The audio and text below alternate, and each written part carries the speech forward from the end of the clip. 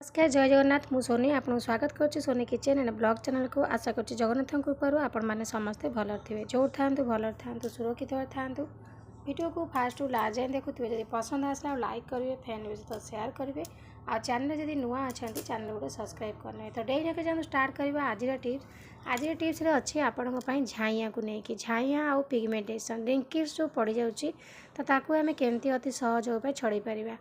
तो देखो ये मुझे आलू आलू को भल भाव में क्लीन करके धोई ने मुझे आलू को धोई नहीं ना आलू मट्टी थाए जो चोपा छड़िया किसी दरकार नहीं तो आलू को आम ग्रेड करना। आलू अच्छी एंटी ऑक्सीडेंट प्रॉपर्टी जोटा कि आम स्किन रे पूरा दाग दूर कर स्किन को ग्लो कर झाइया दूर कर। आउे अच्छी विटामिन सी आलू आमर स्किन को पूरा ग्लो करने सहित पूरा स्किन रे टोनर भली काम कर आलूर जो रसटा आम काढ़ा आलूर जो स्टार्स बाहर आम कोला पर जो स्टार्स बाहर सी आम मुँह बहुत माने लाभदायक। तो ये आम आलू को करवा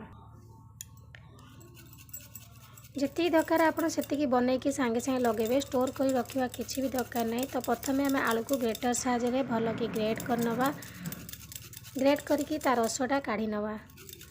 आलू रस मुँह बहुत माने गुण अच्छी आलू रसर जोटा कि आपणकर मुहर बहुत किसी प्रोब्लेम को दूर करिवो। ए जिनस किनिया आपन को किसी कष्ट पड़ोनी आप आराम से घर पाइबे। तो देखूँ ये आप रोषे घर आप आलू पाइबे ये आउ गोटे जिनस मिसेवा सहीटा आप पाइबे।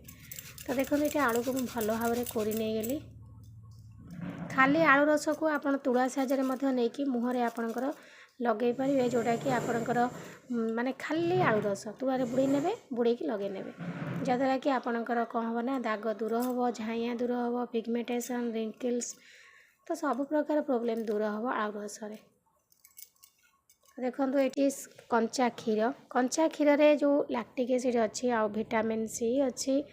तो कंचा क्षीर कौन करे ना आपणकर फेस को पूरा ग्लो करिवो इंस्टेंट ग्लो स्किन को बहुत सुंदर माने ग्लो करने सहित दाग आपणकर फेस रे पूरा छाड़ी बिल्कुल भी आपणकर फेस रे दाग रहिबो नाही।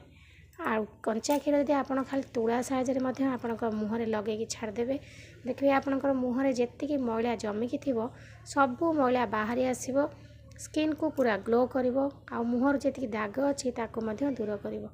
तो देखो ये मु आलू को कोरी नहीं एबे आमे कौन करवा ना कंचा क्षीर नहीं जावा तो टिके पके नवा कंचा क्षीर आपन चिपुड़ी की भी रस काढ़ ने ना यही भाव में कंचा क्षीर आउे पके ने आलू आपणकर कला पड़ोनी कहीं आलूटा कौन हुए ना सांगे सांगे कला पड़ जाए।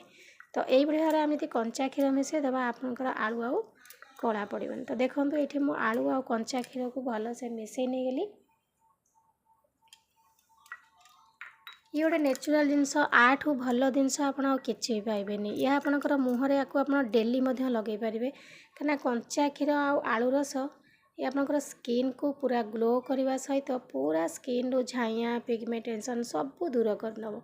तो फेस को भल भाव में धोई नियंतु धोई सारा पर आपको भल भाव में मसाज कर दिंतु आपड़ यही भाव में राति लगे खाली लगे शोई पड़े किसी असुविधा ना। देखिए एमती किसी दिन कंटिन्यू करूँ देखिए आपणकर माने झाइया जो पड़ जाऊँगी सीझला पूरा मुँह हो जाऊँगी आखि तल कला पड़ जाऊँगी तो सब दूर हो किसी भी आनी। तो एमती हल्का हल्का मसाज करके छाड़ी दिंतु किसी भी माने लगनी सुखीला जमी न लगेला भाई आपणकर मुँह दुषिब।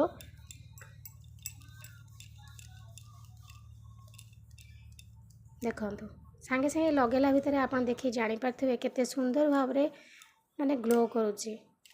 तो यही भाव में जब कंटिन्यू आप किसी दिन लगाती आपण मुहर झाइया पिगमेंटेशन टैनिंग सब दूर हो किसी भी रही आपण मुहर।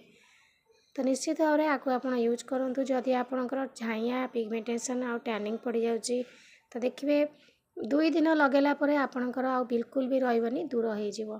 तो आशा से पर्यंत रोचे नमस्कार जय जगन्नाथ।